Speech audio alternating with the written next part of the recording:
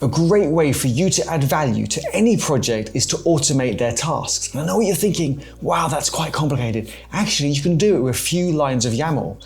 Let me show you. If you go to any project, I want to pick a node project that has a package JSON, and most of these package files in any language have a script section. So here you can see it runs a lint, it runs a build, it runs tests, and we also have Cypress end-to-end automated testing. Most projects haven't automated this. What you can do is go to the .github folder and then the workflows folder. If these don't exist, you can create them. And then in here, you put your YAML for your GitHub action. So if we take the build one, for example, if this didn't exist, you could add it. And here you can see we've got a couple of commands that we just showed you in the package JSON, which is we run the lint and we run the build and we also run the automated testing. Let me take you through this file really quickly. At the top, you have a name and you can give this any name that you want. And then we have the triggers that trigger the GitHub action. In this case, it's push and pull requests.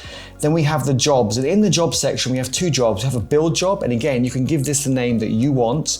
It runs on Ubuntu, and these are the steps that we have in this job. We're going to check out the code, we're going to set up Node, and we're going to use version 16. We install the dependencies, we run the linter, and we build the project. If this fails, it will notify the author of the pull request that something has gone wrong.